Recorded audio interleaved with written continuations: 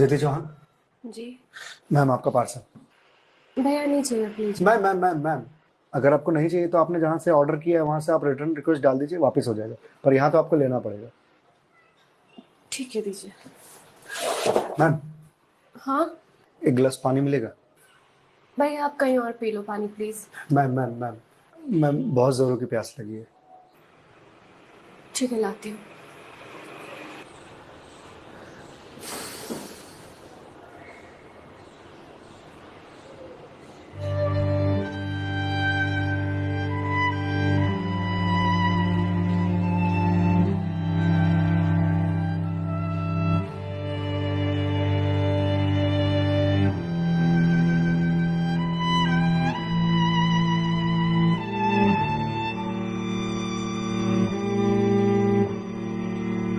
लीजिए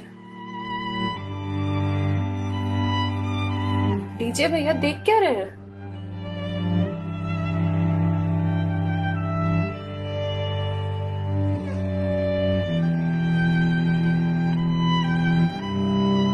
मैम,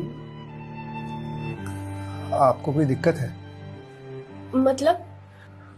मतलब आप किसी परेशानी में हैं?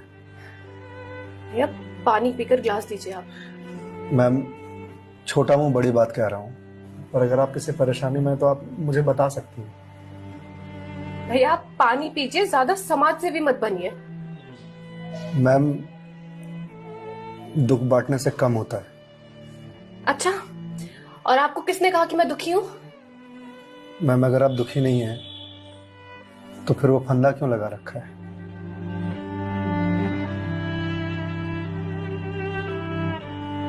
मैम, मैंने सुना है खुशियां बांटने से बढ़ती हैं और दुख बांटने से कम होता है।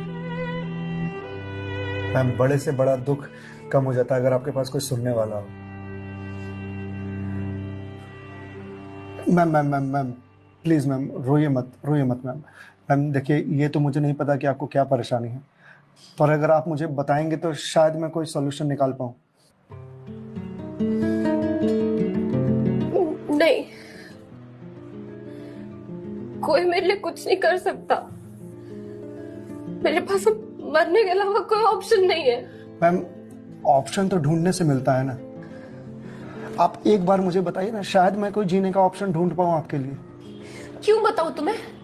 क्या कर लोगे तुम? मैंने बोला ना, मेरी हेल्प कोई नहीं कर सकता है। मैम, आप अगर मुझे नहीं बताएंगे तो मैं वैसे भी कुछ नहीं कर पाऊंगा, पर अगर आप मुझे बताएंगे तो शायद मैं कोई हल निकाल पाऊं। और अगर कोई हल नहीं निकला तो आप तो वैसे भी सुसाइड करने जा रहे थे, तो जाने से पहले अपना दुख मुझे बताते जाइए प्लीज।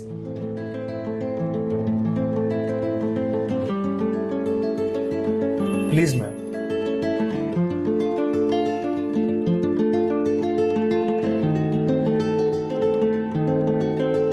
मैं ईएमआईस के चक्कर में फंस चुकी हूँ। मतलब मैम?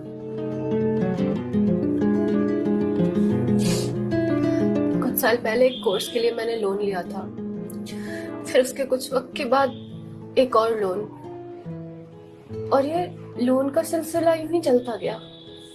इस महंगाई के जमाने में पैसे की जरूरत तो हर किसी को पड़ती है, मुझे भी थी। मैंने प्राइवेट कंपनी से भी लोन लिए, ज्यादा ब्याज पर, और अब मैं उन्हें चुका नहीं पा रही हूँ। क्यों मैम, आपके पास जॉब तो होगी ना? जॉब थी, पर मैं जिस कंपनी में जॉब करती थी उस कंपनी ने मुझे ये कहकर टर्मिनेट कर दिया कि फाइनेंशियल लॉस के कारण वो मुझे और मुझ जैसे कुछ एम्प्लॉयज को सैलरी नहीं दे सकते। तो मैम, आप किसी और कंपनी में ज्वाइन कर लो, बहुत सारी कंपनीज हैं यहाँ तो। तुम्हें क्या लगता है मैंने अप्लाई करने का ट्राई नहीं करा होगा? जॉब नहीं खोजी होगी? बहुत की थी, पर इस रिसेशन के जमाने में जॉब मिलना कितना मुश्किल है कि तुम जैसे डिलीवरी बॉय को क्या पता।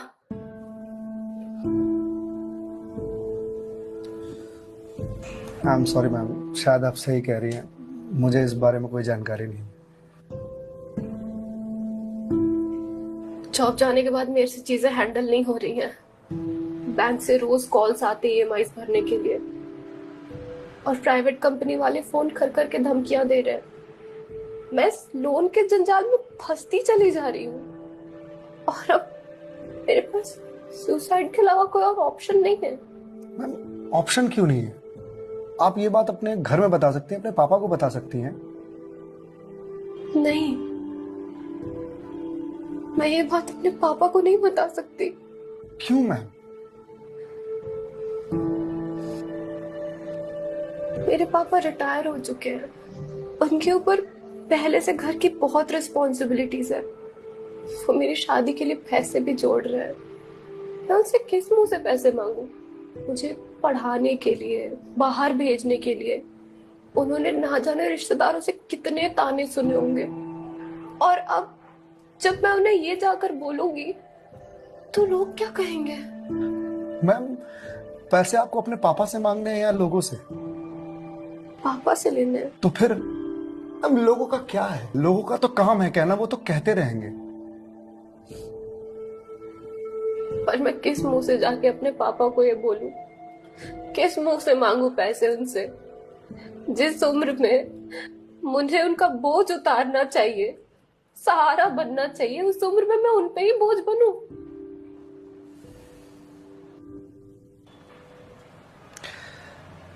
मैम एक बात बताएंगे, बचपन में आपके सबसे फेवरेट चीज क्या थी? बचपन में मुझे साइकिल का बहुत शौक था। तो मैम आपको साइकिल किस एज में मिली थी? यही कोई 8 साल की होंगी मैं। तो साइकिल तुरंत मिल गई थी आपको? नहीं, पापा तो मान ही नहीं रहे थे। बोल रहे थे गिर जाएगी, चोट लगा लेगी। तो फिर कैसे साइकिल मिली? बहुत जिद की थी मैंने, बहुत। खाना पीना सब छोड़ दिया था। तो मैम साइकिल के लिए जो जिद किया आपने, तो शर्म आई होगी आपको? तो मुझे मुझे क्यों शर्म आएगी? पापा है वो मेरे, उनसे जिद नहीं करूंगी तो किससे जिद करूंगी? तो मैम जब बचपन में साइकिल के लिए जिद करने में शर्म नहीं आई तो अब क्यों आ रही है? मैम अभी आपने कहा कि आपके पापा आपकी शादी के लिए पैसे जोड़ रहे हैं, और आप तो यहाँ सुसाइड कर रही हो। तो वो उन पैसों का क्या करेंगे? या उन्हें ये जानकर बहुत खुशी होगी कि उनकी बेटी ने शादी का बोझ हल्का कर दिया उनके सिर पर से। मैम आपको मालूम है, हमारे जनरेशन की दिक्कत यही है कि हम अपने आप को इतना बड़ा समझ लेते हैं कि हम अपने पेरेंट्स से ही अपनी बात छुपाने लगते हैं। कभी ये कहकर कि पापा मम्मी नहीं समझेंगे, या कभी ये कहकर कि मैं उन्हें परेशान नहीं करना चाहती, या कभी ये कहकर कि हम दोनों की सोच नहीं मिलती है।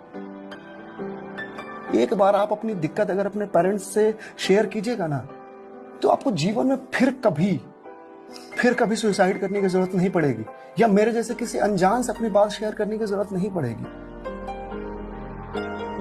प्लीज मैम एक बार शेयर करके देखिए। उनसे बेहतर दोस्त इस दुनिया में कोई नहीं हो सकता। प्लीज मैम एक बार ट्राई कीजिए प्लीज मैम।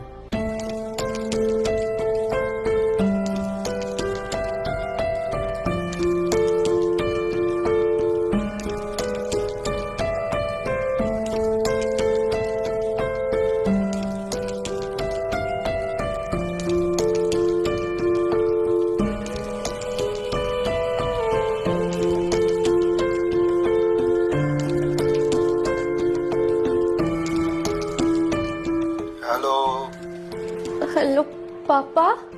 हाँ दीदी बोल, कैसी है बेटा? पापा मुझे आपसे कुछ बात करनी है। हाँ बोलना बेटा। पापा मैं क्या हुआ बेटा? पापा मैं बहुत परेशान हूँ। हाँ तो मुझे बता ना, किस लिए परेशान है? अदिति बेटा रो क्यों रही है, बता ना क्या बात है? पापा वो मैंने बैंक से लोन ले रखा था ना,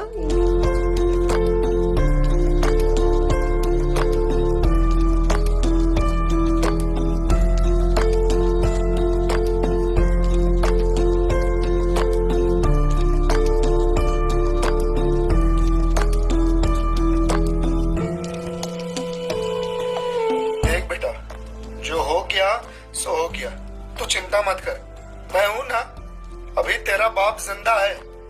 एक काम करता हूँ, मैं कल ही तेरे पास आता हूँ, तू बिल्कुल भी चिंता मत कर। हाँ पापा, आप प्लीज आ जाइए। देखा मैं, आपके पापा आपके एक फोन पर यहाँ आने को तैयार हो गए और आप इतने दिनों से अकेले सफर कर रहे थे। मैम, मम्मी पापा से बढ़िया दोस्त कोई हो ही नहीं सकता। आप एक बार उन्हें दोस्त बना करके तो देखिए।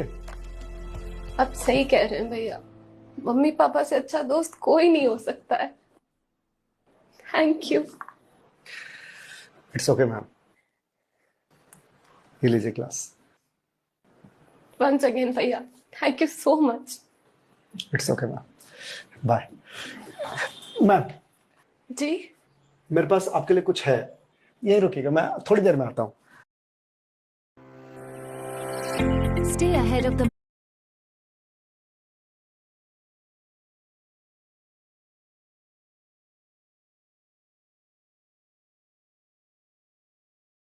market curve.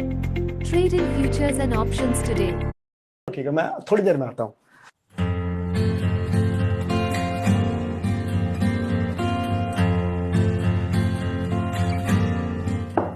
मैम। जी भैया।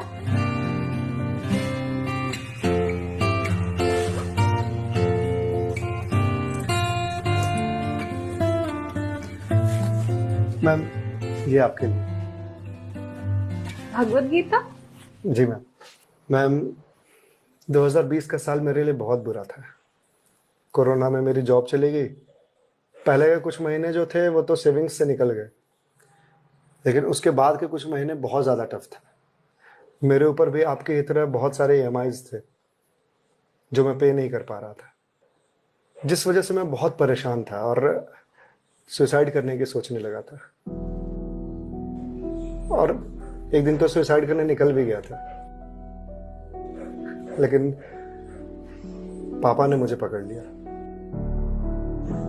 पहले तो बहुत डांटा,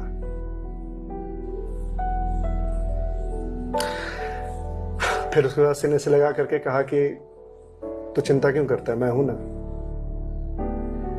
उन्होंने ही मेरे सारे बिल्स पे किए और उसके बाद ये भगवत गीता दिया मुझे और बोला, बेटा जीवन में जब भी कोई परेशानी आए, किसी चीज का हल ना मिले तो ये पढ़ लेना। इसमें जीवन की सारी परेशानियों का हल तुझे मिल जाएगा। और मैम, वो दिन है और आज का दिन है।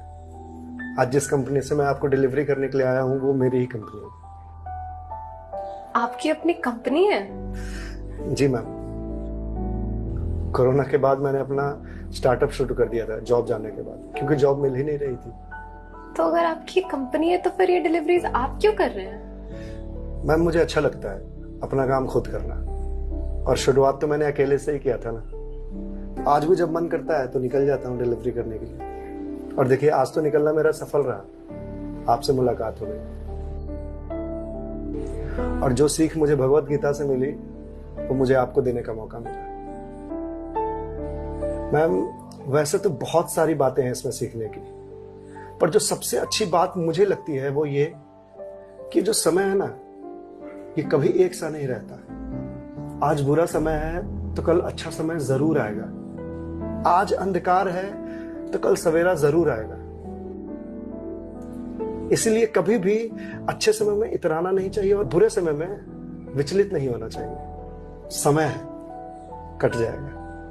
मैम, इस एक थॉट ने मेरी पूरी जिंदगी बदल दी। मैम, तो अब आप पढ़िए इसको, देखिए शायद आपको कुछ और मिल जाए। पर मैम, जो भी मिले उसे लोगों से शेयर जरूर कीजिएगा, क्योंकि कहते हैं ना, ज्ञान बांटने से बढ़ता है। Thank you.